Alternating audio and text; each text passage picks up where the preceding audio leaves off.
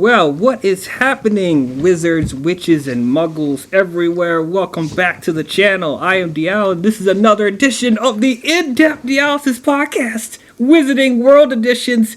Yes, finally, after so long, I've been waiting so long to get into this. We are finally going to be talking about the Wizarding World movies. We are going to be talking about all 8 Harry Potter films and all 3 Fantastic Beasts movies all throughout this year. We're going to review Wizarding World film each month. That is the goal. We're going to try and release one each month. But yeah, I'm so excited to get into this. Harry Potter, guys, we're about to get into this. But I am not alone. I have a full panel talking about this Wizarding World. First of all, representing Hufflepuff, we have Evan. Yeah. Next, representing Gryffindor, we have fellow YouTuber, future actor, and filmmaker Shannon Jeffrey. Hello. And finally, representing Ravenclaw, first of all, we have Cree. Hi. And finally, we have returning back to the channel, we have Shay. Hello. Yo, what is up? Glad all of you guys can be here. I'm so excited to get into this. And I just want to encourage all of you out there, if you guys enjoy what I do, I really encourage you guys to please leave a thumbs up and subscribe to the channel. It really will help out my channel. If you like what I do, you like what you hear, please don't forget to leave a thumbs up and subscribe. But without further ado, let's talk about the Wizarding World. We're going to start with the one that started it all. Harry Potter and the Sorcerer's Stone. Before you guys come at me, actually, it's called the Philosopher's Stone. No, I was literally about to say it. No, we're calling it Sorcerer's Stone here. That way. Yeah. No. It would have been funnier that way. No, we are calling it Sorcerer's Stone. I don't care with the UK fans. Like, you guys know what we're talking about. It doesn't matter. Philosopher's Stone, Sorcerer's Stone, it's the same book. Here in America, the book said Sorcerer's Stone, so that's what I'm calling it. But the original was Philosopher's Stone. Yeah, that's their loss. Sorcerer's Stone sounds better. Anyway. But yeah, that's what we're going to be talking about, the Sorcerer's Stone. We're starting with that. Philosopher. Whatever. But anyway, let us get into this movie. And as always, we have to remind the viewers out there that this is a spoiler-filled discussion. We're going to be talking about this movie as if you've already seen it, which I'm sure a lot of people have already seen this movie already. If you haven't seen this movie, like what rock have you been living under? If you haven't seen it by now. Are you living under the stairs in a cupboard? Perhaps. Possibly. Did your mean aunt and uncle lock you in under there and not feed you? Ooh. I mean, you poor things. Oh my. Or it's a young viewer who hasn't exposed themselves to the Wizarding World yet. You know, real quick, Go watch the movies first. my cousin asked me what Harry Potter was and said, "What is this really old movie?" And I said, "What do you mean, what is that?" The youth of today. And he was like, "I have no idea what Harry Potter is, Cree." And I said, no. "What?" Oh. I was livid. Yeah, the younger generation, we got to get them, we got to give into this stuff, you know what I mean? At least I'm they're not not giving giving J.K. anything. Rowling their money. Oh, okay. Well, why don't we, before we get into Just this a movie, little let's disclaimer. address the very huge elephant in the room, the J.K. Rowling controversy. Okay. Do we have to address that? Well, I'm sure they want us to address it because I know there's Potter fans out there that are not really happy with her right now, including some people on this panel. Shay. You mean me in Yes, particular? you in particular, yeah. Yeah. Hates J.K. Rowling right now, which is Well, understandable. yeah, because she's being transphobic. And one of my very best friends is trans. Yeah. And so I no longer give her any of my money. Yeah, so that's totally understandable. For me, I'm not gonna speak for everyone else on the panel, but for me, I do not condone anything that J.K. Rowling has said about the trans community, the LGBT community as a whole. Like, I'm a supporter of them, and I'm sure everyone else is a supporter of them. Mm-hmm. We're good. So that our goal here, talking about all the Wizarding World films, is not going to be just about what J.K. Rowling has done, what J.K. Rowling has done to piss off everybody. It's not. I'm making it about her. It's about the work. It's about the books. It's about the characters, the art. We're going to try and separate the art from the artist, okay? So just keep that in mind. Like, we can do that and not support the creator's actions, And, Yeah, I mean, I'm here for the love of the Wizarding World. I don't care what the creator has done or said. I'm not paying attention to that. Yeah. Right. Like, we're all on the same page on that, yeah. Yeah.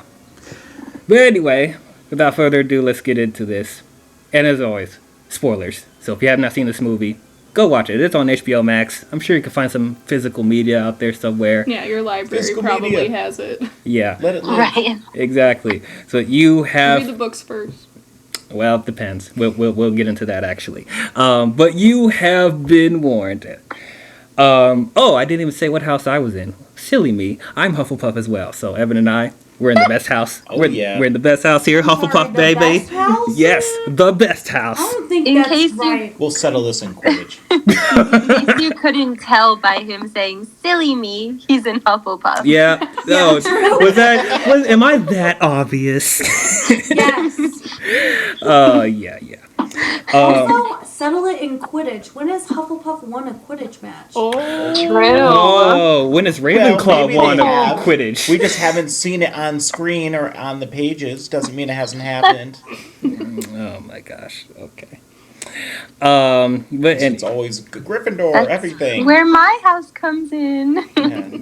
Yeah. your house is Yeah, overrated. Gryffindor center stage. Can I just Like, say, gosh. for 2 Yeah. seconds, I'm so tired of going to the store and only It's all finding Gryffindor. Gryffindor and Slytherin stuff. And Yeah. then they have the wrong Yeah. animal on all the Ravenclaw stuff. Wait, Yeah. seriously? Yeah, they have ravens on it. That's not the house animal. Not the house It's animal. an eagle. You're taking it too literal. How does that even get through? With like, Because people don't read the production. books. They go Ravenclaw. Raven. It Company- must be a Right. Yeah, raven. because companies that are mass producing this crap just say, "Oh, Ravenclaw, let's put a raven on it." But it's That's just- not true. But they This- know that Gryffindor Right. is a lion and not a griffin. But if this is like official mean, merchandise, yeah, but Gryffindor like that is they're more- paying a trademark, Well, licensing here- for, why would they get it wrong?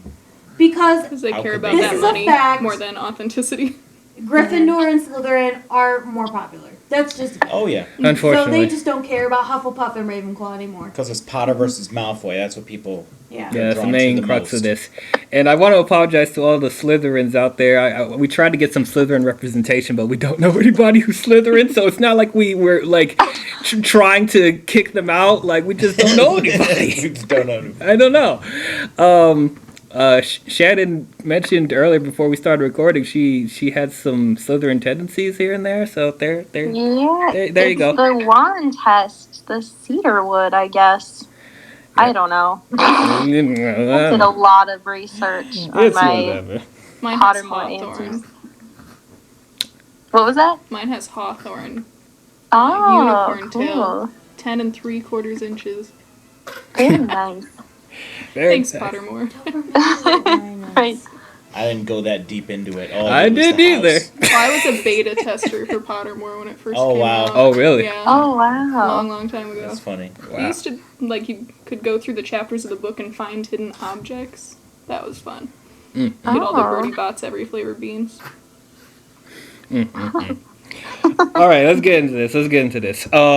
Okay, so for me, I love Harry Potter. I've been a fan of Harry Potter since I was a little kid. I think probably I started really getting into it when I was like 8, 9, or 10. That's probably around that point.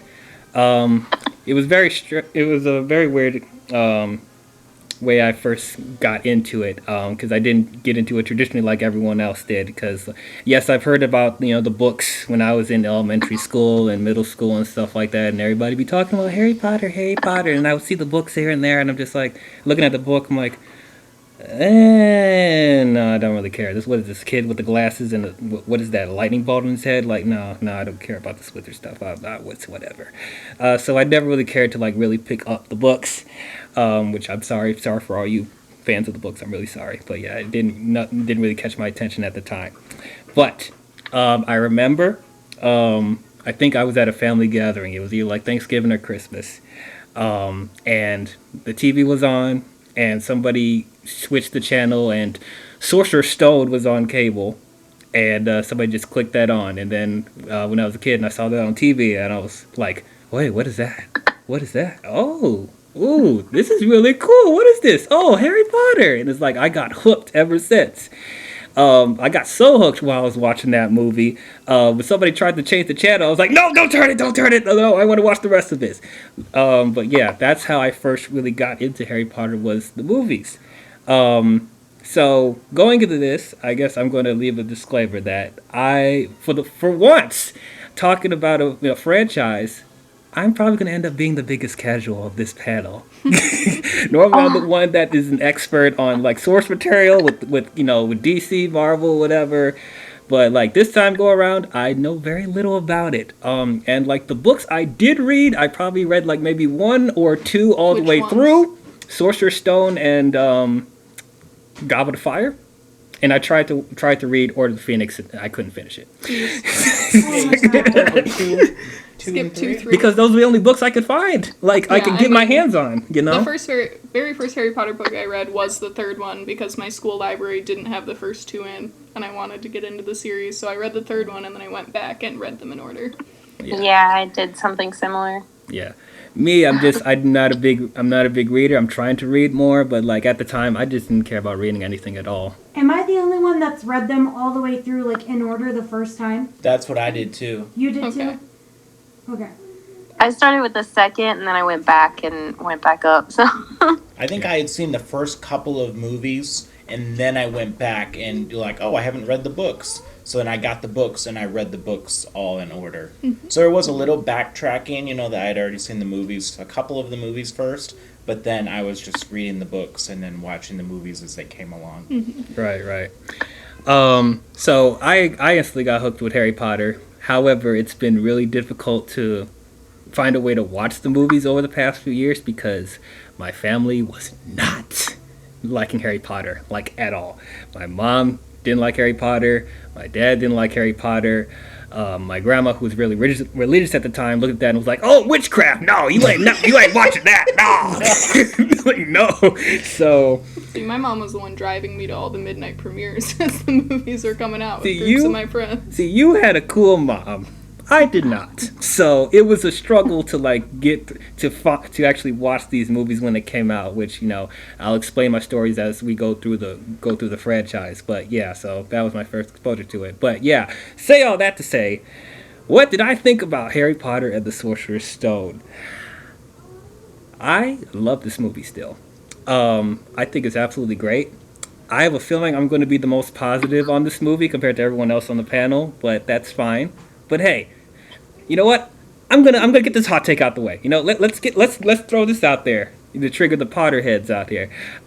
Sorcerer's Stone to this day is my favorite Harry Potter movie out of all of them. Like, there's just so much that I enjoy about this movie. Like, I just really like the childlike wonder of this movie. It's very fun. It's very whimsical. Like, I just really had a good time with it, which I feel like the future films started to lack as we go on with the franchise. They get darker. And Yeah. more moody and stuff like that. But like, Really starting at 5, I think they get dark. I'd say Yeah. 4. 4 is starting to get into yeah, it. 4 is Start like the drop off. yeah. But like with this one, with the chamber sequence when we get to it, like I just missed that fun with the Wizarding World because like just establishing the entire like Wizarding World, it was just so fascinating. There was a lot of world building and a lot of stuff they were trying to introduce in this movie, but even me, who haven't read all the books, I didn't feel lost at all. Like I was engaged from start to finish. Like all the environments, all the creatures, all the new characters. Like it's such a great introduction, But yeah, just like this entire world is just so interesting. It makes me want to be a part of that world. So that's why the first one just really holds a special place in my heart. I just get a smile every time I watched it. And like watching this recently, getting ready for this review, it just reminded me how awesome this movie is, So I really, really enjoyed the first movie. But that is my thoughts. Let's go to Shannon. What's your history with Harry Potter, and what did you think about the first movie, Sorcerer's Stone? Okay. Well, the first book, I really grew up on Harry Potter. The first book came out the year that I was born. And then I believe so. Yeah, 97. Yeah. The second book, like I said, was the first one that I actually read. I had kind of a stubbornness as a child on reading. I wasn't the most enthusiastic about reading. I would have liked to have gone out to play and explore and stuff like that more. But I think Chamber of Secrets kind of became kind of the equivalent, in my opinion, the way that it was written. I liked how I was able to kind of, I don't know, I kind of built a connection in my head between actually exploring and then like reading the book. I kind of started to develop this imaginative side of me through reading the series, and then I went back to Sorcerer's Stone and then started reading it all over again, and then I really got enthusiastic about reading in general as a kid because of the series.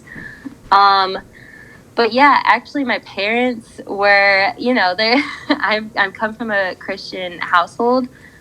So, you know, when you hear like the word witchcraft, it's a bit jarring, you know? So it's like, okay, don't go into this, don't, you know, read it, stuff like that. So that's kind of how my family was. But I was rebellious, of course. So I watched it anyway when it was on cable. And my parents walked in and were like, what is this? And kind of like your reaction, Dwayne, they were intrigued by it. They were like, okay, yeah, like this kind of looks cool. What's Quidditch? Like, okay, let's keep watching. And they all got into it, and my whole family, basically my whole family became like really big fans. So that's kind of like how it all started. Now I'm like a huge Harry Potter fan. I love going to Harry Potter World when I can. I still haven't been there. Really? Yeah, I'm Oh, trying fun. to. I'm trying. Okay. But yeah, so it's, you know, it's a lot of fun. But in terms of my thoughts of Sorcerer's Stone, I will probably end up saying this like later on through all of our reviews. But it's not my favorite, but I definitely do love it. It's one of the most nostalgic ones because, like you said, it's, you know, they're introducing this universe and there's this kind of like childlike optimism that's in everything. The color scheme, the this like these big, wide, bright shots of, you know, Diagon Alley and stuff like that, and being able to see it and seeing like Harry in awe and kind of matching our emotions with his emotions. It's just all very optimistic. It's fun. It's almost like that feeling that I get because I actually had the Chamber of Secrets PS2 game. Oh, yeah. And, you know, going around there and exploring, like, a world for the first time while you're playing a video game, it's kind of like that feeling that you get, in my opinion. Yeah. I don't know if I explained that right. No, you're good. But, yeah, so I am 100% with you on your opinion, Dwayne, of, like, how it's very nostalgic. It's so childlike. And, yeah, I think that's what's so unique about it. And the soundtrack is like that's the OG score is Dude, like John It's Williams. so good. John Williams, Yeah. bruh. Like, right. like I would say this score is probably on the same level as something as iconic as Star Wars. Like the Yeah. Harry Potter score in general. John Williams is the GOAT.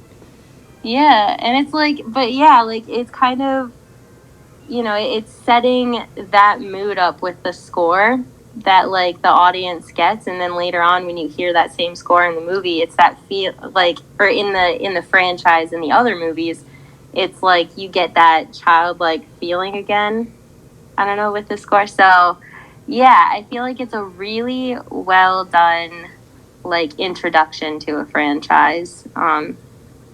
So yeah, it was just a really, really good start. No big troubles, I guess. Right. So, yeah.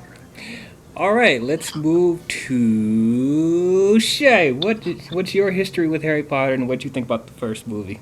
Yeah. So I started reading the Harry Potter books when I was in 3rd grade, and I did start with the 3rd one because my school library did not have the first 2 when I went to go check it out. But then I went back and I read them in order. The books were still coming out at the time when I was in 3rd grade.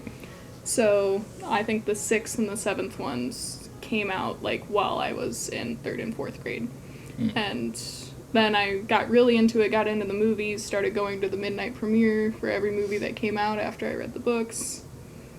And yeah, I was really, really into Harry Potter. For a long, long time, I'd do like a twice yearly reread of all the books. And yeah, and for this movie, I think that everyone's right. There's a lot of nostalgia about this one. It's cool to see the childlike wonder and finding out about the wizarding world, Harry finding out about his family. There's something like pure about it, about this one, but it is not my favorite of the films. That's fair. That's fair. All right, Cree, what did you think about Harry Potter and the Sorcerer's Stone, and what's your history with Harry Potter in general? So my dad was the one that got me into Harry Potter. He made me read the book before we watched each movie. Because he's always been like that, where he'll make, if we're going to see a movie that's based off a book, he'll make me read the book first. My dad's a big reader. We would actually read them together and talk about them, like a book club. Okay. And I was absolutely in love with them. I think I read Philosopher's Stone. I think I actually read it 3 times before I even saw the movie. I'm a really fast reader. I can read that book in probably 2.5, 3 hours. Jeez, I can't do that. I can't do that. At my prime, I think I could have. My attention span is not that good now.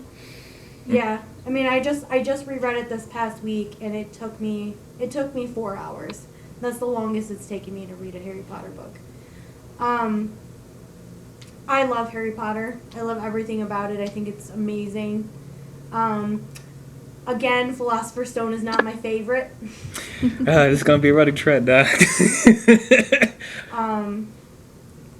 think it was a very well-made movie, but there were things left out from the book that I personally think were important to the story. Yeah. And they were very easy to add in to the movie. It's not like, I'm pretty sure Shay and I are not going to be unreasonable with stuff like that. They could have added some of the things that were in the book that weren't in the movie. They could have added them in there easily. To a movie that's 2 hours and 32 minutes? Yeah. I think there should have been some things that were taken out of the movie to put the more important things into the movie. Okay. Yeah. But I'm like that all the time. I feel like that all the time with every book to movie adaptation. So. Okay, finally, my fellow Hufflepuff Evan, what's your history with Harry Potter, and how do you feel about Sorcerer's Stone? So I got pretty much on the Harry Potter bandwagon right from the start. I didn't see Sorcerer's Stone in the theater, but I did see it shortly after, in between the first and the second movie coming out, and I was in love with it immediately. It was my parents who had introduced this movie to me, because they had already seen it before I did, and they were like, we gotta show Evan. You know, I was in like first grade, I think, at the time, or maybe kindergarten when this came out. But yeah, I was in love with it right from the start. I thought it was so amazing, and just the magical world and everything was just so fascinating. It was just so, like you said, Dwayne, it was just very magical. It had this very like childlike wonder to it, where you just loved everything that was going on. And I was obsessed with this film when it first came out. Like, it's not my favorite Harry Potter movie now, but there was a point in time when I was watching this movie, I would watch it every single day. Okay. Yeah, like I said, I expected this. I knew I was going to be on an island about this. I'm sure people are yelling at me in the comments like, what about Prisoner of Azkaban? What about Order of the Phoenix? That's where people are going to be mad at me. Yeah, I'm going to be mad at both of us about that. We'll get there when we get there. But anyway, all right then. Well, you see, Shannon, Shay, and Cree are going to be our resident Potterheads of this discussion, so I'm sure they will bring up a lot of comparisons to the book or stuff that they left out and whatever. So can't wait to hear that, because like I said, I don't know all the details. So I'm the biggest casual of this panel, and like Evan's kind of casual here, but he knows a little bit more than I do. So let's get into the discussion. Why don't we start off talking about the boy himself, Harry Potter, played by Daniel Radcliffe. I thought he was really solid. I really liked him. I like Daniel Radcliffe as Harry Potter. Yeah, he was really good. It was fun to see him like so little too when I rewatched this. Like, aw, I know, he's so little. Even though he's 5'6" now as an adult, but still he's little. but yeah, so yeah, I thought he was really good. This is the first thing I've seen him in, and yeah, as for everyone else, like this is probably like the main thing I remember him as is Harry Potter. He's just so good, and like as the films go on, he just keeps getting better and better. But in this movie, I like, he's just like an everyday boy. He's just so relatable, and just the stuff that he has to go through in this movie.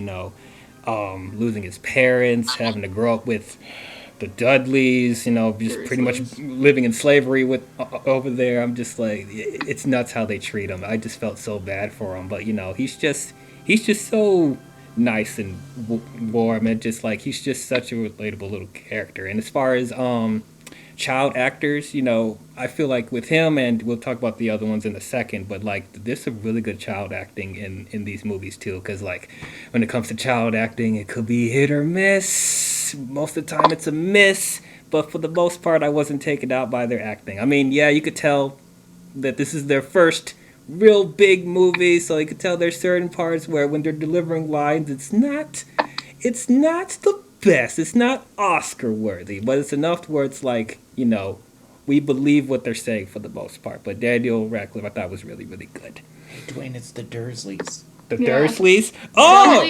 What did I say? Dudley is his son. Dudley. Yeah. Thank you. Dudley is his cousin. See, this is the type of stuff. That's why I said I'm going to be the biggest casual of this. The Dursleys, I have it written down, so that I'm dumb. But yeah, Dudley is the boy. Let's talk about them anyway. The Dursleys, I hate them. Yeah, they're awful. They abuse Harry. Yeah, you're supposed to hate them. Yeah, you're supposed to hate them. So they did their job. bad. But man, they're so insufferable. Especially Dudley. Like, I want that kid to die. I'm sorry. I don't care.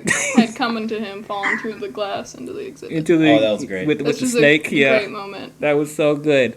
One of my favorite moments of the movie. Oh, that's You one of the think best about a little Dudley movies in the whole foreshadowing series. of Harry being able to talk to snakes. Yes. Yeah. So Right from the get-go, they're establishing that, which I thought was really, really cool. But yes. So moving on, though, talk about Ron Weasley. So I liked him. He's good. As far as his character overall in the franchise, it goes up and down for me as we go on. But like overall, I thought he's a pretty solid character. What would you in say? terms of like, do you mean the movie character, Dwayne, Yeah. that he goes up and down? Yeah, the movie character. Yeah, I'm not talking about Rupert Grint. Like overall, his performance. His performance is good. Okay.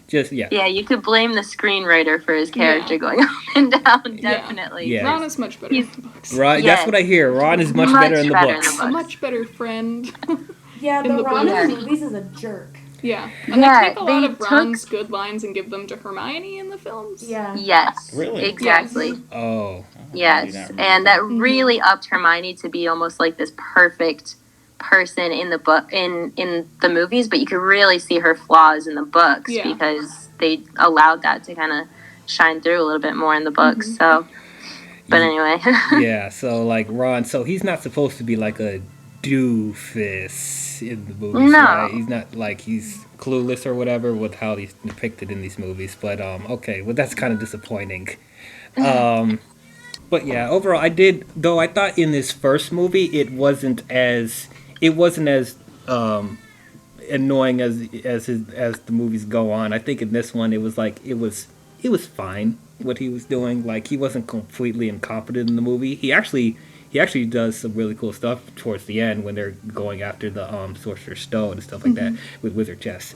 Dude, that Wizard Chess scene I thought that's was awesome. an awesome If scene. you think about it, Ron was thinking like multiple moves ahead in that chess match. Yeah. Which is He was pretty a impressive. master chess player. Pretty impressive for an 11-year-old. Yeah. Very, And very a impressive. high-stakes life-or-death situation. Yes. So what bothered me about the movie is that you were surprised by that. You were surprised that he was good at chess because he was such an idiot yeah. the rest of the time. And then in the books, he actually seems pretty intelligent.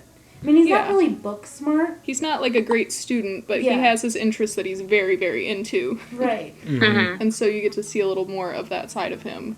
Right. Definitely.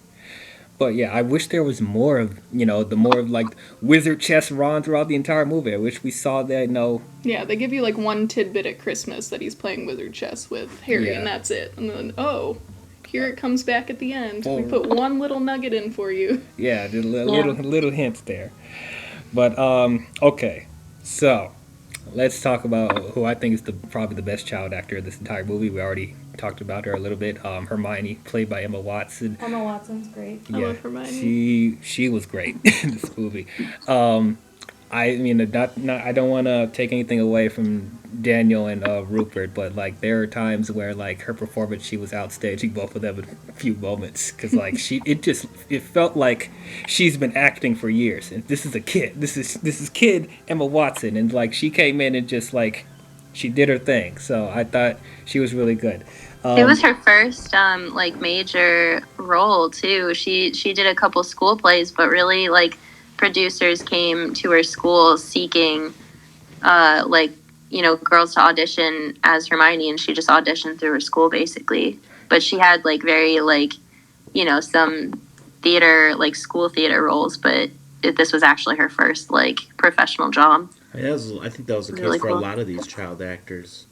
Yeah, I think Daniel Radcliffe had a couple of things because I think been in he something knew with Maggie. Maggie Smith before, and she had recommended him for the role. Oh, okay. Yeah. And then Tom Felton had some stuff too before this. But yeah, she was like one of the beginner actresses of the film. Which is cool. Yeah. So yeah, I thought she was really good. You know, she's the bookworm, the teacher's pet. I related to Hermione a lot. So did I. Yeah, definitely. But yeah, she was very, very good. And then, who I think probably is a runner-up as far as the best child actor is Draco Malfoy. I really liked him too. I mean, yeah, he's an unlikable little kid that's a snitch. He's really good at being a little shit. Yeah. But once again, I just liked how slimy he was. Like you love to hate him, and like Tom Felton did a great job with that. Yeah.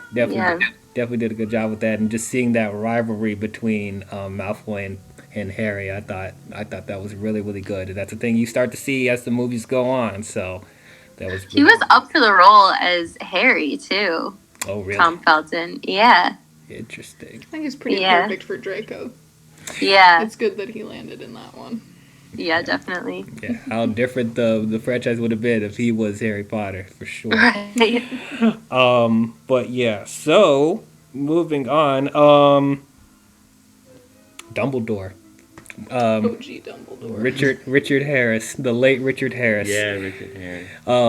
Man. So I don't know how the Potter fans stand, like which one they think is better, Richard Harris or Michael Gambon. Like you could have a whole discussion about that. But for me, like Richard Harris, I thought he was really, really good just for the two movies that he was in. I like him as Dumbledore. I think he's a little more true to the book version of Dumbledore. Yeah. Yeah, I like that he's a much more like, he feels like a much more regal version of Dumbledore, and I liked his soft spoken, he's very soft spoken. You feel like he's very wise and stuff like that. The only thing, I just wish we were able to get more from him. It's a shame that we lost him as soon as we did. But he's getting up there in age a little bit. He almost had one foot on the grave. But still, I thought he still did really good. Even though it did feel like he was getting a little old at that point. But it's fine. But yeah, I did really like him. And then Professor McGonagall. Love her. She was Dame Maggie Smith. Yes. The best. The best. They're the same birthday. Oh, really? Oh, wow. Oh, that's cool.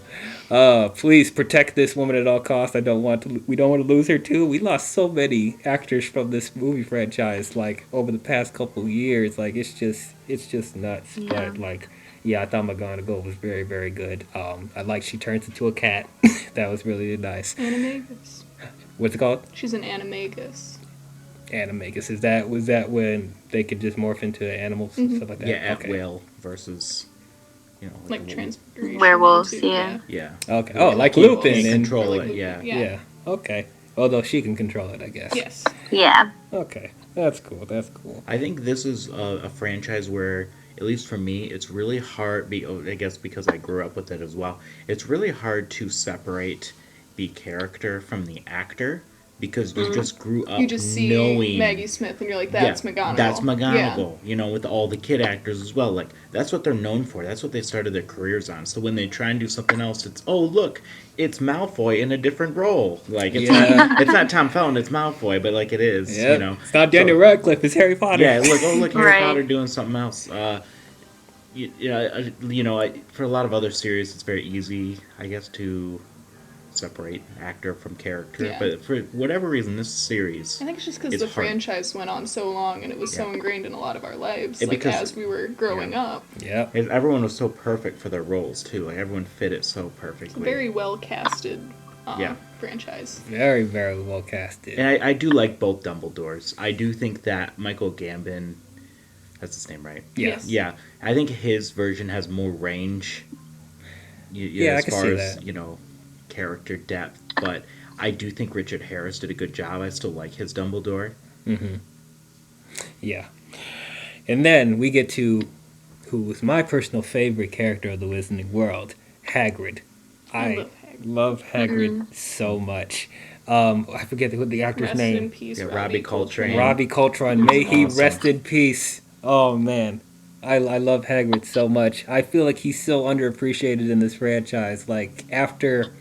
Yeah, Harry should have named his kid after Hagrid, Oh my not God! Edward Snape. Oh my god! It just pisses me off. Like, it should not be Albus Why couldn't he Cerberus be Potter. Albus Rubius? Albus Rubius Potter. Oh, Like, don't even get me started. Oh, yeah, well, yeah. We're We're not talking there. about- Wrong book, you guys. Well, Look, but- Hagrid's Wrong the best. movie. That's what we're yes, on because now. Hagrid Hagrid is is the best. Hagrid is fantastic. Yeah, this Everybody always talks about Sirius Justice being for like Hagrid. a father figure for Harry, like later on. Yeah. What about Hagrid was there the Hagrid? whole time. Hagrid. Yeah, Hagrid's there the whole time. Hagrid was there more. No offense to Sirius because he died. Good. Hagrid was the one who brought him into the Wizarding world, Yes. Hagrid was the visually. one who saved Harry's life, pretty much. Yes, Yeah. yes. Like, it's a crime how they just, like, as the movies go on, we just slowly start to ignore him. Like, and he, like, almost to the point where he doesn't even play a factor in the story a lot of the times. It's just like, we forget So that, underappreciated. without him, we wouldn't have Harry Potter, we wouldn't have him. He's the one that was taking care of him, And part of me is like, this is me being the casual, because I know how it is in the books, but, like, why didn't Hagrid, take Harry in, Well, Dumbledore wouldn't let anyone from the Wizarding World take him in because he needed Petunia's blood, which was also Lily Potter's that had the protection for Harry because Lily had died for Harry, and being with a blood relative kept that protection going. So there's He like also- a whole in-book reason, but He also didn't want him to be raised in the Wizarding World. he didn't want him to because grow up famous. Yeah. Yeah. But he still ends up. They still end up having him go to Hogwarts anyway. Yeah, Isn't there he wanted also him to just- be protected until that point. Isn't there also I just a guess. legal guardianship that technically, Yeah, she was, like, the she next is of the kin. next of kin. His only living Yeah. family was his Aunt Petunia, which sucks because, she's a terrible Yeah, they're person. terrible people. But In the book, Vernon didn't even know Harry's name. yeah, he kept calling him other names. Yeah. Yeah. Oh, Like the first chapter of the book, I really like because it's from Vernon's perspective the day after Voldemort died. So he's like seeing all these wizards like out in the open and everything, and then he's like, "What the heck is going on?" It's like owls all around. Yeah. yeah. Just like the Yeah, and he movie. keeps talking about Lily and James, and then he says the child, but he doesn't even know Harry's name. Yeah. Oh, Yeah. I would have been even The more child. mad. The child, like how disrespectful. Well, I wish they explained that whole blood Yeah, they thing don't in the get to that in movie. the first one. They get into it a little later on. Not But- enough. Yeah, not enough, for sure. Like That, like, Lily had died to save Harry, and that gave him a lasting protection. yeah. Now that's what they explained in the movie, which like okay, that's cool. That's how he's able to melt Quirrell's face and stuff like that. Okay, so our Snape, Severus Snape, played by I forget his name. Alan Rickman. Alan Rickman. Thank The Are you. you okay? No, I'm not okay, man. This is all movie stuff. It's all movie stuff. I know. I'm slacking. By played by the late great Alan Rickman. Rest in peace. May he rest in peace. I love his portrayal of Snape. Like Very he's just broody. so broody enigmatic. I love the tone of his voice. He's slow with his delivery. Intimidating and suspicious. So suspicious. Yes. So yeah, I thought Alan Rickman did an excellent job. That being said, I can't stand his character either, man. You know, Alan Rickman almost wasn't Snape. Really? It was going to be Tim Roth. No. Tim Roth. And then he chose to do Planet of the Apes instead. Oh, wow. The Thank Tim Burton goodness. one? Yep. Oh, well. Came out the same year as Sorcerer's Stone. Wow. Well, we see who won that deal. But yeah, so I do like Alan Rickman's performance, but like Snape, he's just a freaking weasel. I can't I can't stand him. Well, He's a real bully. He is a bully, and it's like, as the franchise goes on, we'll talk about it, but just like them going out their way to be like, oh, he's not that bad of a guy. He's there to help out. Okay, but bullying a child from Yeah. a place of authority because his dad was mean to you is I not very good. I never got on board with that. That Snape actually isn't as bad all along. Like, Wow, Snape did one good thing. You didn't really earn that No, he for did through not. all the But it bad was, shit you you were know- doing in the other movies, Yeah. the books. That wasn't earned. No, and Yeah. and there's like certain things where they go out their way to like retcon. Oh, remember when this happened in this movie? Well, it was him. I don't want to go too far ahead because that's not until like Deathly Hallows. Oh, we'll rant Part about 2. that later. But Yeah, but yeah. So yeah, I do like Alan Rickman's performance, but the character, I'm like, ugh, because I mean he doesn't do anything really like that bad in this movie, but just knowing what he does after this point, it frustrates me. But anyway, okay, so let's get into the world building of Harry Potter. There's so much detail in the wizarding world, man. I love it. When we first go into Diagon Alley, like I thought that's really cool, and seeing all the stores and like seeing the brooms and seeing Harry get his first wand and stuff like that at Ollivander's wand shop. I thought that was really, really cool. The bank with the goblins and stuff like that, actually having like little people being dressed as the goblins, like all the costume work I thought was incredible. The mixture of practical and CGI in this movie I thought was very, very good too. Even though there's a couple of parts where you could tell the CGI was not the best. There's some shoddy stuff here and there, but like they don't focus on it too much. Like they only have to use CGI when it's absolutely necessary. But like overall, just this actual practical sets. They built most of the sets in this movie from Diagon Alley. Hogwarts is actually a castle. It's actually a place. They actually made that. I thought it was very cool. Like all the props and everything. I thought it was absolutely great. I mean, they used green screen and stuff to expand the sets further back. Yeah. But yeah, it is a lot of practical stuff. I just love how much of a living, breathing world this is. Everywhere you look on the screen, there's something going on. There's so many small details. Like we probably haven't even noticed them all. Yeah, I definitely haven't. I'm sure the Potterheads on the panel probably have seen. Oh, well, look at that! But even me, I'm just like, yeah, I was just taken aback at how much was going on. But once again, I'm not overwhelmed at all. I'm just so fascinated by everything, even though I don't know all the little intricate details because I haven't read all the books, but like that didn't take away from my enjoyment of how cool the Wizarding World is. It's just so freaking cool, man. We didn't even talk about the Hogwarts Express either. Like the platform 9 3/4. Like I thought the Hogwarts Express was really cool. Just like Going through the wall in order to get to it, iconic. Yeah. Iconic. Love it. And then Quidditch. I love Quidditch. Love Quidditch so much. Whenever I see Quidditch in Harry Potter, it's a plus. It is a plus. So I do have some questions though about the rules of this game because I'm rewatching this movie recently. I'm like, About Quidditch. About Quidditch, yeah. So the big. I'm sorry if I'm going to use these like childish terms, but I forgot what they're called. The big ball. Quaffle. The Yeah. quaffle. Yes. So they throw it into the rings, right? Yes, Yep. 10 points. Okay. It's like, so there's different rings. Like there's one in the middle that's the tallest, and then there's one on the right that's the second to be the tallest, and then there's one that's the They're all shortest. 10. They're all 10. They're all 10 points. No, there's no points difference. Okay. How many points do they go up to before they win the game? It's just whoever... You keep- The game ends when you catch the snitch, so it doesn't matter how many points. And how many points for the snitch again? 150. So here's the funny thing, is that everyone always thinks, oh, you catch the snitch, you win. Not Technically, necessarily. if you were to get a ton of goals with that quaffle, but the other team caught the snitch, the other team that didn't get the snitch could still win the game. Spoiler alert, that happens. If Quidditch you've gotten won't enough happen book points. 4. Oh, the one that we don't see in the movie? Yeah. Yeah. I was so mad about that. We'll get there when So we it's get there. not just about getting the snitch, you know. Yeah. Getting those, But that those is the points most- with the quaffle is also important. So there's not really like a set goal that they're trying to Yeah, it's throw. the game ends when the snitch is caught. So what's the point of throwing the quaffle if the main goal is to catch the snitch? Well, sometimes it takes a very long time to catch the snitch. The longest Yeah. Quidditch game in the world went on for 3 months. Thanks.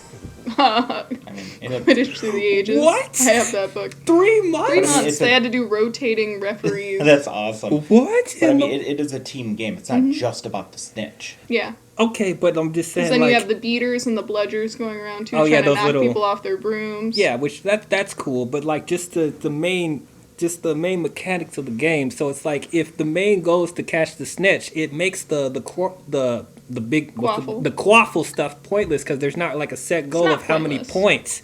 Because literally you could just throw how many quaffles in and how many you want, but it doesn't matter because at the end It it's about does catching the matter. snitch. But you can still win You can still without the lose if snitch. you catch the snitch. But how are you Yeah. gonna know if you have a Quidditch match that can go on for 3 months? That's I mean, the snitch is what ends it. That's not. Yeah. That's not like the entire. So Yeah. nobody catch the snitch And for 3 also, months? The way they do the Quidditch Cup in the books, the total point value does matter. So there's a game, I think it's in the 3rd book, where Oliver Wood is like, don't catch the snitch until we're 60 points up, or else Ravenclaw's gonna win the Quidditch Cup. I remember that. Yeah. What? But- So the overall points do matter. Oh yeah, because they got to get enough points up before Yes. you get the snitch. Before or to you push catch the them snitch. ahead. To make Yep. sure that you're winning in the rankings. Oh, Among the houses, Oh. and I assume for professional Quidditch as well. So, Oh. sometimes you want to evade and make someone think you're going for the snitch just to keep them off track so that your team can get enough points up before you catch it that you win by a certain amount. So you got the offensive with the quaffle, and you got the defensive with the beaters. So it's about a lot of different factors, not just the snitch. okay. Well, once again, I wish they just laid out the exact rules. Have She Oliver Wood did. go It's just over it. very fast. Not enough. It's very Very fast. basic. Yeah. When Oliver and then Madame Hooch go over, it's very fast. But they Yeah. do. She does say all that. Okay, but okay. I honestly, me being the casual, watching the movie recently, it's just I think and you probably the Potterheads probably won't like don't change the rules to Quidditch. Like no, you got to think about the movie going audience. I think it would have just been easier for us to follow if they just had a set goal of how many of the what's the name of the ball again? Quaffle. Quaffle. How many times you throw the quaffle in? Like, have there be a set goal, or have there be a countdown? Have there be a time limit for you to do it? That's completely changing Quidditch. So Can't what? stand for it. So what? Oh, the book fans would have rioted so hard if I don't they care what the book voted. says. It makes the game make more sense. Up the rules. It makes the game make more sense. Or if you just read the book and know the rules. But what happens if the time runs out, but then no one gets the snitch, and then it's like boo? Well, that's how No fun if the no one quaffle gets stuff snitched. the quaffle stuff will actually mean something then if they're The still quaffle doing. stuff does mean stuff. I But just not explained. if you have to catch the snitch if that's the main goal. But That's there's not only the one main goal. person That's who just catches what the snitch. concludes the game. Okay. Okay. Rambling a little bit here, guys. See, we're just getting started. Yeah, it wasn't even me this time. Yeah, Yeah. you brought up Quidditch Yeah. and changing the rules. Well, I would just I like think to it would have say. been. I think it would have been fine. I'm so sorry, you book Would have fans. been. Y'all be fine. Y'all be fine. But anyway, also I thought it was nice just seeing the kids being taught different spells and stuff like that. I thought that was really, really cool. It's funny how Harry's just able to pick up on stuff instantly when they get the first flying lesson. It's like, the broom automatically comes up. So it's like, oh, is he special? Oh, is he They kind of have like a chosen one-ish storyline with him, which I guess it could seem cliche with other people, but I feel like it's kind of different from, like, say, Anakin from the prequels. How he's the chosen one that's going to bring balance. Like, there's not really like a set prophecy with Harry saying like, oh, he's going to be the one to defeat the Dark Lord. Like, Well, wait, what do you mean? Well, what do you mean? Well, the whole point of Order of the Phoenix is about the prophecy about Harry. Yep. oh, okay. Well, Anyway, that's later down the line. it's We'll later skip down that the line. for now. Yeah, sure. Okay. Well, I liked in this one when they weren't implying that yet, that they weren't just putting these heavy expectations on him when he doesn't really know anything about the wizarding world. And like really after the circumstances with Voldemort and his parents, there wasn't really anything to lead to the fact that, oh, he's going to be this all-powerful wizard that's going to destroy the Dark Lord or whatever. Like, that's what made it more relatable to me, that, you know, he had to learn like everyone else, you know? I mean, yeah, he picked up on stuff quicker than other kids, but still, like, he messed up here and there. So that kept him from being like a Mary Sue to me. So that's something I really appreciated about that. Even with Hermione, who's the bookworm and everything, that knows everything, even she was like having trouble with certain spells as well. So she didn't end up being like a Mary Sue either. And she almost got killed by the troll in the movie as well. I love that troll scene as well. Troll in the dungeon! Just thought you'd know. Yeah, I love that troll scene. Mixture of practical and CGI effects with that too, so I really appreciated that. Still, yeah, there was some wacky CGI when Harry was hanging on the troll's head or whatever, and he was swinging them everywhere. It's like, oh, the CGI could have been better, but it's fine, it's okay. All right, so let's talk about you know who, Voldemort. Who played him in this movie? I don't think it was Ray Fiennes because he didn't come in yet. Ralph. Ralph. People keep calling him Ray Fiennes. People keep calling him Ray Fiennes. He wasn't cast until Goblet Yeah, of he Fire. wasn't. Yeah. Yeah, so I don't remember. don't remember who played him in this. If anybody knows in the Back comments. of Quirrell's head. Yeah, like literally just a parasite in front of Quirrell's head. Like that's nuts. That's really like. That's terrifying. Like, people thinking that, oh, this is such a kiddie movie, you know? I can show Richard my Bremer. kids this. Richard Bremer? Richard Bremer. Richard Bremer. Okay. But yeah, but people thinking like, oh, this is the kiddie Harry Potter. I could show my kids this. No, there's some really dark stuff that happens in this movie. Like, there's some, like, stuff that's horrific. I don't even think, Korean Evan, you wouldn't show your kids this. Like, they're, one's 4 and one is 2. You wouldn't show them this movie. Well, we more did years. just recently let our kids watch Jurassic Park, so Oh. Cool. They were fine. They were absolutely fine. They weren't even like watching the entire time. But Yeah, like, they kind of checked out. yeah, but yeah, like they're like, this is not really like a kiddie movie. Even though there is childlike wonder, you know, you are following the kids for the most part. There is some really dark, messed up stuff that happened in this movie. It has like the parasite on the back of this guy's head. You have drinking the blood. From drinking the blood of the That unicorn. part was really creepy. Quirrell crumbling into dust. Yeah, Yeah. like there's some horrific, very horrific stuff in there.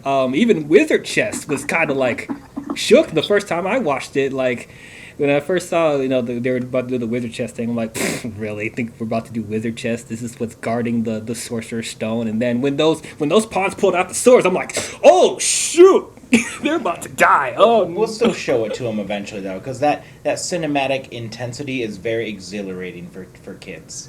yeah. I remember feeling that way. Yeah, for sure. This is what I appreciate with this movie. Like, they don't dumb it down for kids. You know, like they treat them like they don't treat them like they're kiddies. Like, there's some scary images, but like I feel like it makes them a little bit tougher. You know, Yeah. it's not too messed up. You know? They don't cross the line to where, okay, this is way too much, but it is still scary. You know, to the point where you do have to wait until, I'd say, elementary school. You could start watching it. Yeah. But yeah, going back to Voldemort, I thought he was really, really good. Like I said, we don't get a lot of him. You know, it's more of like just saying, oh, how terrifying he is. We can't speak his name because why don't they say his name? Because they're afraid that he's just going to show up and kill whoever says it. I mean, Like, he did do like a lot of genocide. There was a whole war. I mean, yeah, I get that, but it's It's like, pretty bad. but Well, I think his name is just kind of like cursed. It's just kind of like something you don't really say. But I mean, he can't pop up and just kill people at this point because Yeah, he's 'cause still he doesn't have a weak. body. He's not fully returned. yeah. You know. And so they're using the Sorcerer's Stone to bring him back to a physical body. Yeah, with the elixir of life. Okay, and this is a stone that's created by Dumbledore and Nicholas Flamel. Who is Nicholas Flamel? He's a philosopher. Actually, he's a sorcerer. He's 500 years old. He's an alchemist. Yeah. Like, I know this is the character that shows up in The Crimes of Grindelwald, but even still, I'm like, who is this guy? Who is Nicholas Flamel? Why is he so important? Other than... Well, he made the stone. Okay. And he's an alchemist, and he's a philosopher / sorcerer. He's ridiculously old. Yes. Yeah, he's like 500. Extremely old. So, he was using the stone to keep him alive? Yeah. Right. And it can also, I think, make gold to any metal it touches turns to gold. Yeah. Oh, that's cool. But you wouldn't know that unless you read the book. Well, it wasn't really important to the story at the time. Actually, so. That's why Hermione he was says so that rich. in the movie. Huh? She does say Hermione that? says it in the movie. Okay. Oh, yeah, that's right. Yeah. Yeah, that's right. But yeah, I thought for the little time we got Voldemort, I thought it was very, very effective. Like, I did not expect for him to just show up as a parasite on the back of Quirrell's head. Like, that was just nuts. That's what that headdress was the whole time. I was happily surprised when I first watched it. He was there all along. All along, and the Weasley twins hit him in the face with snowballs in the book.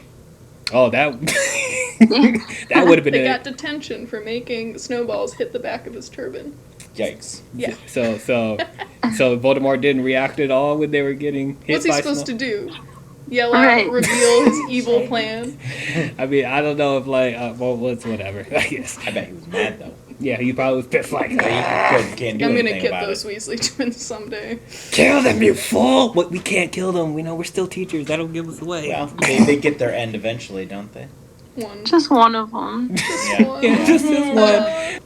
Okay, so one other question I have, because I don't feel like everything is adding up with how they were explaining it in the movie. So we get Voldemort killed Lily and James. Mm-hmm. Okay, and Voldemort was the one to put the scar on Harry. Yes. Okay. What happened to Voldemort that turned him into a parasite / spirit? So his curse bounced back at him Off of Harry. off of Harry Okay. because of Lily's because of Lily's love for him. Okay. Because love conquers all. Love conquers all. Yeah, and it stripped him from his body. Yeah. Yeah, and then eventually he ends up in Albania, I believe, and that's where Quirrell finds him. Okay. It's like Quirrell, he was teaching at the school, he went off for a year to actually deal with dark arts or whatever, and he finds Voldemort during that time, convinces him that he should help him get back to power somehow, and then becomes a parasite on Quirrell's head. Okay. So if it's supposed to deflect magic and protect Harry instantly, so when Quirrell was choking out Harry before he touched his face, how come he didn't turn to ash then when he was choking out Harry? He should have. Yeah, he should have. Okay, so just was Because it's more dramatic for Harry to put his hands on his face and have them melt. okay. So But didn't he, one of his arms went first? So it might have been when he was choking Harry. oh yeah, maybe because didn't Yeah. his hand get burned or whatever? Yes. He was like, oh, what was that? But okay. All right, yeah. So that was the one thing I was like, okay, if it's instantly supposed to protect him from stuff, what were you gonna say, Shannon?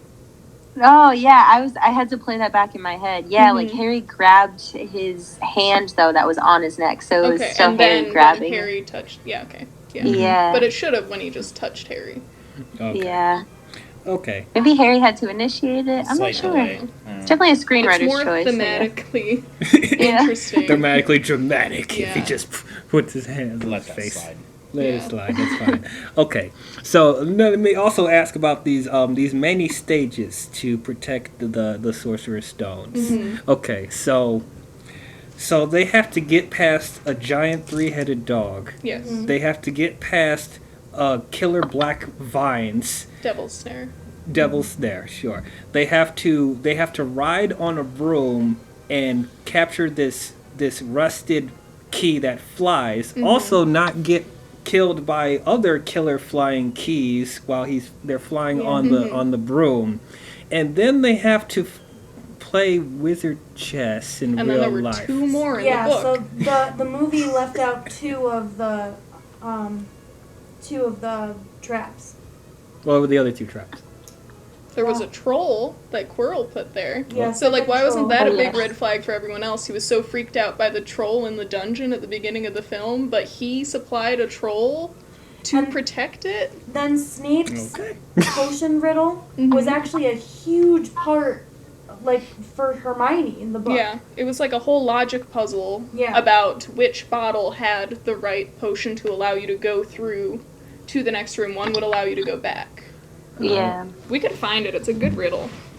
Okay. So, while they're looking it up, so my question is, so they have to go through all this stuff to get to the Sorcerer's Stone. So, what does Dumbledore or Snape do when they're just trying to check on it? Can they just void all of those traps to get to the stone to make sure it's okay? What do They don't gotta- check on it They- after They they have don't it set check up. it. They don't check on it. No one's supposed to be able to get past all those things. But what if they But do? 11-year-olds do. Yeah, I was Yes. saying, what if Right. they do? Like, honestly, Yeah, if a bunch of 11-year-olds are able to get through the traps, And if you pay attention, like, throughout the movie, Quirrell is, for some reason, they show, like, it's not Quirrell, like, trying to research and, like, try to get through the traps, it's Snape. They try to mislead you, like, the rip on Snape's robes right, from Fluffy, right. but it's supposed to be, like, Quirrell trying to get through there. Huh. Yeah. Well, that's just to add to the mystery and the misdirect and Yeah. stuff like that. So, I found the riddle. what's the riddle? So basically, you go in and there's 7 potions that are lined up in a row. And then this is the riddle. So it says, danger lies before you while safety lies behind. 2 of us will help you, whichever you would find. 1 of us and 7 will let you move ahead. Another will transport the drinker back instead. 2 among our number hold only nettle wine. 3 of us are killers waiting hidden in line. Choose unless you wish to stay here forevermore. To help you in your choice, we give you these clues 4. First, however slyly the poison tries to hide, you will always find some nettle wines. You will always find some on nettle wine's left side. Second, different are those who stand at either end. But if you would move onwards, neither is your friend. Third, as you see clearly, all are different size. Neither dwarf nor giant holds death in their insides. Fourth, the second left and the second on the right are twins once you taste them, though different at first sight. Yeah, that's a lot of words. And so Hermione figures out that puzzle. She goes back to help Ron, who has been knocked off the horse in Wizard's chest, to get him back, and Harry goes forward alone Okay. to the final room, which has the Mirror of Erised. Okay. So, all right. Yeah, I'm just noticing that recently watching it. It's like, man, these traps are very, very elaborate. I'm wondering what Well, they're Dumbledore really does to trying check. not to get someone in there. I know, but I'm just saying, like, what if they just wanted to check and make sure? But you're saying that they don't check. They don't check. They don't They check. just set it up and they were done. Well, you might want to think of some different. They destroyed the stone at the end, so Yeah. it doesn't matter. Okay. Okay. Yeah, and that's a lot better than just having it in the bank. That's actually Which is what they why did before. do they put it in the bank? Why? Why would you do Because that? Gringotts is supposed to be the most secure Yeah. place to hold anything. Was. So naturally, people keep breaking in. Yep. But yeah, I'm glad they did the smart thing and just destroyed it, since they know how powerful it is. Because, like, you know, with certain movies and shows, they're like, "Oh, this is too powerful. We need to keep it, you know, in case we need something." No, destroy it. Get rid of it. Get rid of I it. thought it would have Yeah. been cool to have a scene showing them destroy it Yeah. instead of Yeah. it happening off screen. But You don't question what happens off screen, but Like a post-credit type of thing. That would be cool. is it If only the Harry Potter movies had post-credit scenes? oh, the second one does. Does it? Oh, really? Yeah, Chamber of Secrets does. Oh, I need to rewatch it because I don't remember. Well, how did I not know Before that? It's the post-credit scene that no one knows about. Yeah. Oh wow. Well, I'm gonna look out for that. But y'all really want post-credit scenes in the Wizarding World? Seriously? They could have done it before Marvel. Yeah, to Would've been tease the great. next movie. Yeah. I mean, I'm not against it, but yeah, I just didn't think you guys would be for that. But yeah, if it's purposeful, then yeah, go ahead and do it, I guess. Okay, another thing, the Sorting Hat. You know, the talking hat. Better be Gryffindor. Okay, so Harry can just choose whatever house he can be in. Well, see, the thing about the house you get sorted into, it's based on what your values are, what you think is important. So Harry was basically saying that he didn't value the things that Slytherin did. And so the hat gave him the choice. Okay, the way you explained it was better than what I saw in the movie. He was just like, I don't want to be a Slytherin. I don't want to do it. I don't want to do it. I was like, and then the hack is just like, okay, fine, you can go to Gryffindor, which is okay. That's fine. Look, I know J.K. doesn't think Slytherin's the worst house. Like, she said this before. She thinks Slytherin's evil, but like, not all Slytherins are bad. And I'd like to point out Quirrell was a Ravenclaw, not in Slytherin. Yeah.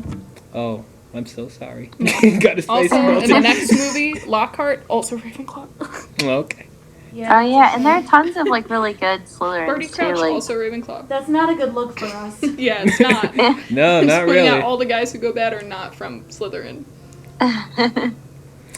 Yeah, it's like, I wish, like, this is my criticism with the rest of the franchise. I wish there was, like, an equal development with all the houses, Like, I know, like, Gryffindor and Slytherin's the most popular one, and I could get away with it with the first movie, because it's the first movie. You don't want to throw too much at them. But just, like, as the movies went on, it doesn't feel like the Hufflepuffs and the Ravenclaws don't get as much attention. They sure don't. It's like, it's such a shame. And we talked about earlier, the merchandise, like, oh, they'll throw Gryffindor and Slytherin at you, but like, you'd be lucky if you find some scarves with Hufflepuff and Ravenclaw. I'm like, it's not fair, man. It's not fair. And it's like, I don't like how they're just like villainizing Slytherin so much. I mean, yeah, there's some really bad people in Slytherin, but there's some really good ones too. So I just wish we saw that. And part of me kind of wishes we could have saw, what if Harry Potter did go to Slytherin? That would have been a very interesting story. With his son and the cursed child. Which is one of the few things I kind of like about that book. One of the few things I like about that. But, what it would have been interesting. You know how interesting it would have been if Harry ended up in Slytherin and maybe Ron ended up in Hufflepuff and Hermione ended up in Ravenclaw and maybe Longbottom could be in Gryffindor, and everyone's like, wait, why did Longbottom go to Gryffindor or whatever? So like, maybe they could, the four different houses can form a friendship that way. Like, I think that would have been a cool story to tell, but it is what it is. I liked Longbottom too. I thought he was fine. He ends up being one of my favorite characters as the movies go on. We'll get there when we get there. But yeah, he didn't do that much. He was pretty much the tail end of slapstick and bad stuff happened to him. That was that one scene where the broom went out of control and he broke his arm, and then Hermione paralyzed him before they go to get the stone or whatever. So he's the tail end of jokes, but they give him points at the end. 10 points for standing up to your friends. Okay, that's another thing. The point system. It's wild. It makes no sense. Hey, you knocked out a troll. 5 points for you. You're out of bed at night. 50 points 50 from points Gryffindor taken off. each. That's something that bothers me Wild. about Snape, is he takes points from the other houses, like, just for no reason. Yeah. If Yeah. he They show a doesn't lot of like that in you, the he'll book. take points from you. It's not fair because it's bias. Yes. Yeah. It's so biased. Like, that's one thing. Do they explain that better in the books, how the point system works? No. No. Well, It's this the same That's point a bad values in the system. book. It's just a bad system. That's one thing they did right in the movie is that it's the same points in the book. But that's not saying very much. Yeah, is that even- Yeah. stupid? Yeah, is that even a it's good thing? wildly, like, there's no rubric for, like, how many points you get for each thing. Nope. Because, like, There 50 should points be. for being out of bed versus 5 points for knocking out a troll and saving someone's Yeah, life. 5 points. Just 5? They are 11 each. years old. Yeah, they're 11. You saved the Hey, girl's you life. are out of bed. You're losing 50 points each. Gosh. 150 from Gryffindor in one night. And they kind of left this out in the movie, but, like, everyone was kind of being really mean to them for the rest of the school year because of that. Yeah. Well, Yeah, they were kind of getting shunned by their whole house. Well, there are other petty reasons why everybody hates Harry and Ron as the movies go on. We'll get there when we get there. But yeah, it's just like petty stuff like that. Oh, and there's another thing that doesn't make sense.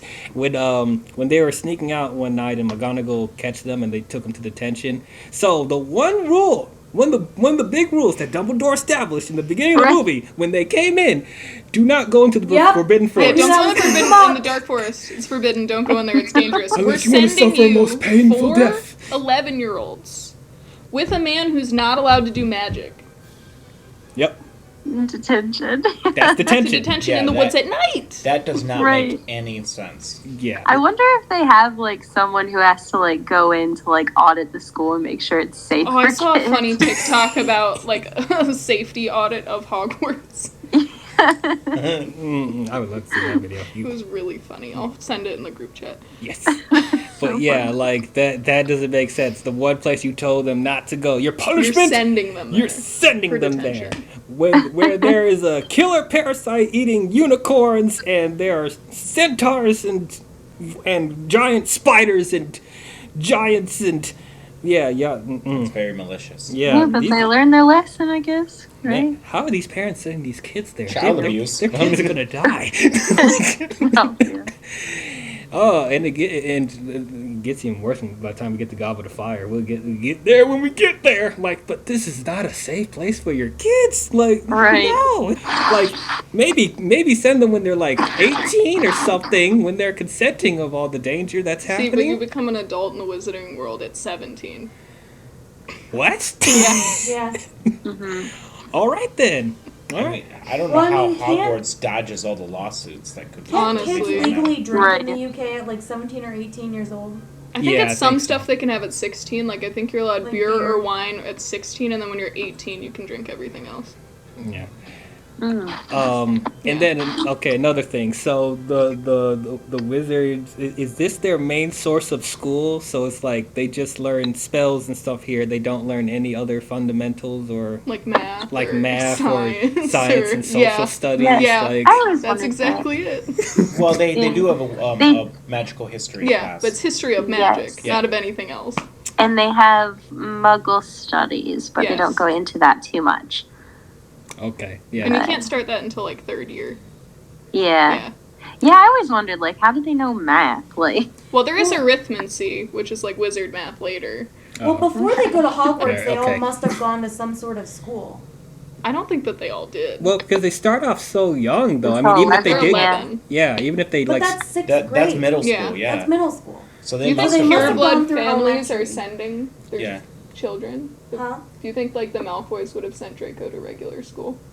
I mean, he probably had tutors. Probably. I'm not Maybe. saying like Like every- homeschool, I think probably for most of them though. Yeah, so they must have some kind of introductory schooling, whatever their elementary schools are called, and introductory whatever before you get into the magical schools. okay. Well, once again, We never address that. I wish we went more into that. Even though, I mean, they do a lot of world building as it is, so maybe it's not important to the story right now, so it's fine. But just one thing I wonder when them going to the school so young and like they're literally there to the like 18, 19, 20. When do they actually 17. graduate? 17? 7 years.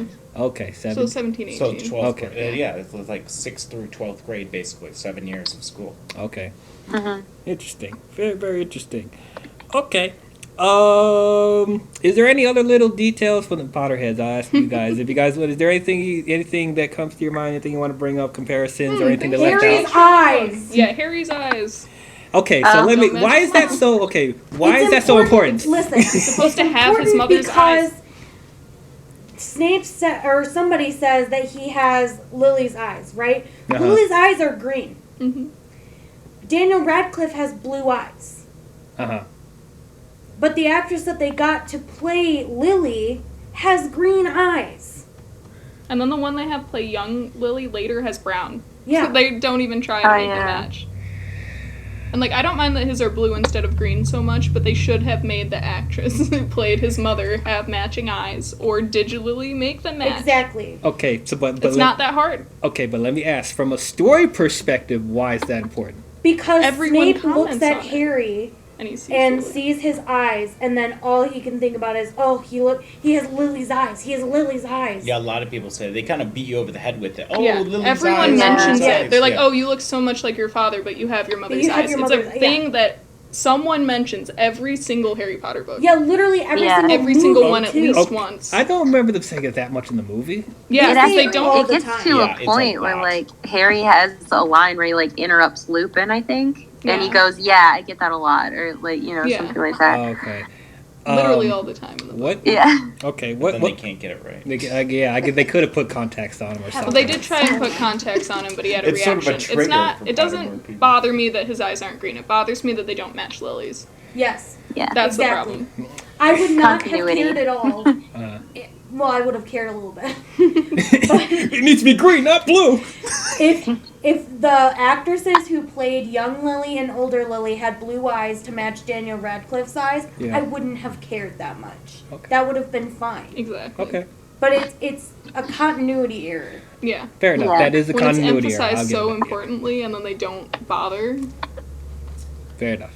Yeah. Yeah, that is kind of silly. Harry actually met Draco in Diagon Alley in the books. Yeah. And not on the train. When he was getting his Or not robes in the fitted. castle. in the I mean. castle, Yeah. Mhm.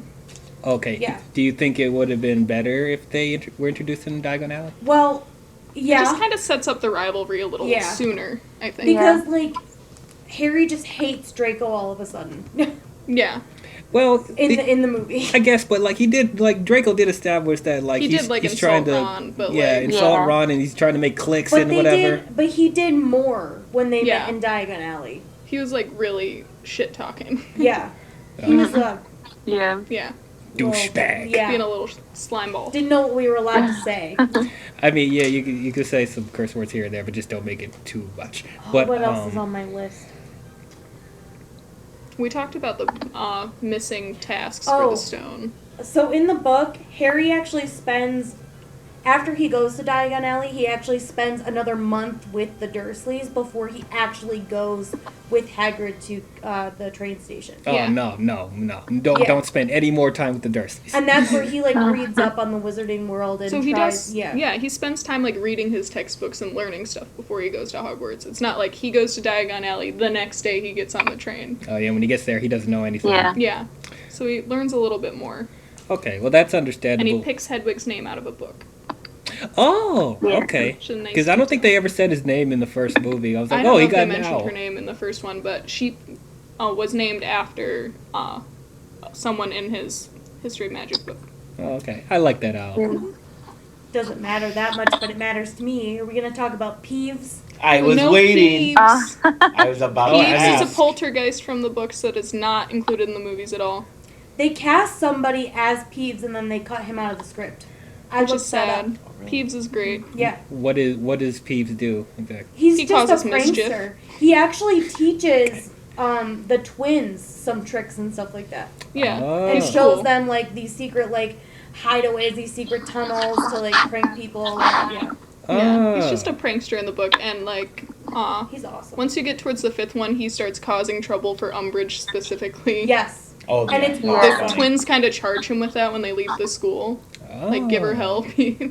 And then he takes it to heart. Ah. Yeah. Oh, that would have Peeves been. was He's like- cool. And they take the trouble to show Yeah. other ghosts, but they won't put in the poltergeist. Yeah. Oh yeah, Yeah. the almost headless Nearly guy, headless Nick. nearly headless guy, played by John Cleese. Thought he was very. I think good. yeah, I think if they had Peeves in there, that would have been some good comedic. Yeah, I think the Stuff. movies are less Yeah. funny than the books. Peeves Just was on a actually whole. like in my PS2 game for like Chamber of Secrets, and I didn't like read the books first and before starting the PS2 game. So when he popped out, I freaked out. Like I was like, "What is that guy?" I thought I had seen that they were in the game. He was in the game, but they didn't have him in the. Yeah, it was like, Peeves "You're is like, great. this Bullshit. I will. Love him. Any other characters in the book, not in the movie, for Sorcerer's Stone? Any in the book, not the movie. I will agree I with don't you. think so. I think they have most of them. I think I know. They he might was have talked in the- about herbology class, which they didn't do in this Yeah. movie. Yeah. They might have had Madame Sprout there, but otherwise, I think they did a pretty good job of keeping the characters in. One nitpick that I Yeah. have Yep. is that Hermione just figures out who Nicholas Flamel is after a while. Yeah. Like, she just, Harry like, remembers. actually- yeah. But yeah, Harry actually found Nicholas Flamel on a chocolate frog card in the book Oh. and learned what he had done, and then Hermione found him in a book. But Harry was the one that figured it out, and they kind of take away some of his more brilliant moments. Because, like, Harry's Yeah. not an idiot. No. He figures stuff out sometimes. It's not always Hermione Right. doing Right. it for him. Wasn't Hagrid the Yeah. one that just said out of nowhere like Dumbledore and Flamel was the Yeah, one that he created kind of the name song? drops Nicholas Flamel, but they Yeah. don't know why he's important yet. Oh. That's how they Yeah. figure out, when they figure out who he is, they figure out what is being guarded, which is the stone. I guess. But yeah, I guess it goes back to Hermione's the bookworm, so Yeah, she so instantly they just looked kind up of the give her books that. or But whatever. Harry figured it out in the book. Yeah. They could have gave Harry a little bit more, stuff to show that he's resourceful. And Hagrid said, I shouldn't have said that. I should have said not that. Have said I should not have said that. Take a drink every time he says that. But yeah. Oh, he has the dragon for longer in the book too. Oh yeah, the little dragon. And then Ron gets his brother and his friends to come pick him up in the middle of the night, and then they take Norbert away. So it's like over a more extended period. I think it's a couple weeks. Oh, okay. Yeah, because that was just, it was there and it was gone. I was like, oh, he has a dragon? Oh, it's not there anymore. Yeah. So he was there longer in the books, and Draco didn't find out until later. But Draco still did follow them to Hagrid's. They hung out with Hagrid all the time in the books. Yeah. Like, all the time. Yeah. They definitely didn't show that as much in the movies. Yeah. But they were hanging out at Hagrid's all the time. They do Hagrid dirty in these movies, man. And I also will agree with you about the humor that you said earlier, because like the humor in these movies are kind of not great. Books are funnier. Not great. The So humor? Really? yeah, I mean, in this one the humor was fine, but like the other movies, like there's some that's like okay, it's solid, and there's some that's like oh, that's really cringe. Yeah. Oh, gotcha, yeah. I really like a lot of the really smaller characters had like really great moments, like Seamus. Seamus is great. Was so funny. Oh, yes. yeah. My eyebrows have completely grown back. I love how he just sets everything on fire. Yeah, literally just every time he does a spell. Like that was some nice slapstick there, and the little time we got of the twins, I thought was nice. Yeah, the twins are just some of my favorite characters. I love the Weasley twins. Yeah, they're so good. Definitely. Literally the 10 seconds we get of Ginny, not much to say. As for the rest of the franchise, not much to say. But book Ginny is so much better than the movie. That's what I know. That's what I keep hearing. Ginny is so much better than the books. She is. She's so cool. She was the character that I really resonated with. That's why, like, Chamber of Secrets was, like, of course, like, the first book. That I said that, like, a million times already. But, yeah, I really, like, because you get to know Ginny a lot. And I resonated with her a little bit when I was reading that one. And seeing her grow as I was growing up too, she really became like her own person, and she was just an independent baddie. I thought she was really cool. Independent baddie? Oh, yes. Wow, I never thought you'd use those words for Ginny. Oh, we love her. Yeah, read the book and you will see she's hexing people. Yes. Hexing. Yeah. Ginny is hexing people. Yeah, Yeah. it's great. Oh, this sounds awesome. People who are like, has dimension, is a kick-ass Quidditch player. Oh, yeah. Man. Oh yeah, she's an amazing Quidditch player. Oh. Better than Ron. Yeah. Oh. Well, she's like good friends. But But that's not saying a lot. Yeah. But man, what a shame. yeah. If they did anybody dirty in the movies, it was Ginny. Yeah. Absolutely, yeah. Agreed. She was like good friends with Luna too, so she always like stuck up for her, and that would've been yeah, nice to she was see. just cool. Somebody needed to stick up for Luna. Jesus. Yes, Oh, you we love you Luna. must protect and treasure Luna. Luna is Yeah. great. She was my favorite character in the movies. Mm-hmm. And in the books Aw. as well. Luna's She was great. my number one favorite character. She's so great. Can't wait to gush about her in Order of the Phoenix. But any other nitpicks? Anything you mentioned? Anything we didn't mention before? I like the invisibility cloak. That's cool. The mirror that shows your desires, but it'll manifest if you don't. Yes. I don't understand the rules of the mirror. Well, it's the Mirror of Erised, so it shows you your truest, deepest desire, and that's what it is meant to do. Dumbledore puts a charm on it to protect the stone with it, basically. Okay. So he's the one that sets that up. That's his way of protecting the stone, is you can only get the stone if you're not trying to use it yourself. Okay. Mhm. Okay. Well, if there isn't anything else, we can start closing things out, I guess. Yeah. So overall, I love this movie. I think it's great.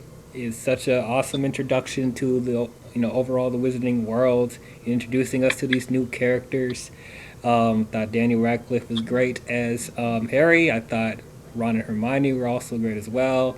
Hagrid, thought he was great. Dumbledore, McGonagall, Snape. Just all the new characters I thought were very interesting. I thought Voldemort was very intimidating and scary. I love all the magic and just the overall world building with just the different creatures and the different environments and the spells and everything. I just thought there was so much detail put into it. And yeah, I missed the childlike wonder of the Wizarding World movies. I missed the fun. And this one just reminded me that it's such a fun movie to watch. And even though I haven't read all the books, I don't know all the intricate details of the stuff from the books, I still really enjoyed this movie. I mean, I feel like I don't need to read the books to really appreciate this movie, but you yeah, should anyway. I know there's certain details here and there that I was kind of like lost, like, wait, how does that work? But other than that, still love the movie regardless. And this is not a Christmas movie. I'll acknowledge that, but they always put it on Christmas. I always put this on Christmas time. This is such a nice Christmas movie to watch. They also have Halloween in it. Do you watch it at Halloween? Heck yeah, I watch it at Halloween. It's like Nightmare Before Christmas. I was just about to say. Yeah. So good. But yeah, very underappreciated, this movie, because I know, like, with the other films, like, the characters get more mature and it gets darker and the stakes are higher, which I definitely... Some of them get more mature, for sure.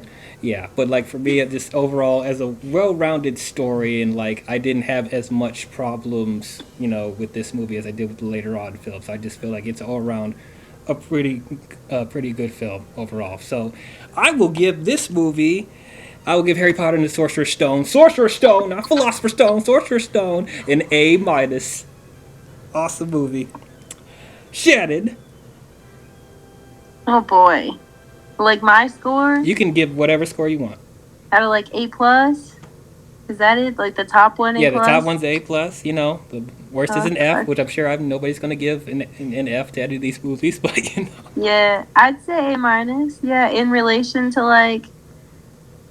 as like its own movie, yeah, like A-. If I had to like compare it to the books, I think that's why I'm like knocking it down a little bit, because it's like, of course the book is more detailed and, you know, it really, I don't know, it's better in general usually. So yeah, I guess A-.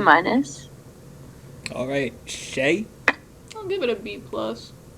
Okay. I think it's pretty good. Cool. Cree. So I agree with you that I don't have quite as many issues with this one as I do with the later movies. I do think it was fun. I don't know. Obviously, the book is better. It's obvious. Yeah. Obvious. I'll give you that. I'll give it a B+. Okay. Would I watch it a million times? Absolutely. But am I still going to have those, like, nagging issues from the books in the back of my mind? Absolutely. So I'll give it a B+. All right. Evan? I think I'll go with the same. I'll give it a B+. It's a really great introduction to the series, but I do think there are a lot of improvements from this film that, you know, the story gets expanded from here. This is just a great starting point, but it's not my favorite. But yeah, it's really awesome introduction to the Wizarding World. Awesome. Wow. Well, that is our overall thoughts on Harry Potter and the Philosopher's Stone, Sorcerer's Stone, Philosopher's Stone, Sorcerer's Stone, Sorcerer's Stone. But anyway, tell us, what did you guys think about it? Did you guys love it? Did you guys hate it? Did you guys think it was okay? Comment your thoughts down below and let us know. So, the next Wizarding World film we'll be talking about is Harry Potter and the Chamber of Secrets. So tune in for that when it comes out. But once again, if you guys enjoyed this review, please don't forget to leave a thumbs up and subscribe to the channel and hit the bell if you want to be notified on future videos I'll be doing. Do you want to plug your channel, Shannon? I know you haven't done much on your channel recently. Nope, never mind. You can follow my film channel. I have a bunch of short films. It's just Shannon Jeffrey. I have tons of my student films and advertisements for upcoming independent films that I'm making. Awesome. Thank you. Yeah, no problem. But that's all we have for you, Wizarding World fans, and we will see you guys next time. Talk to you guys later. And remember, you're a wizard, Harry.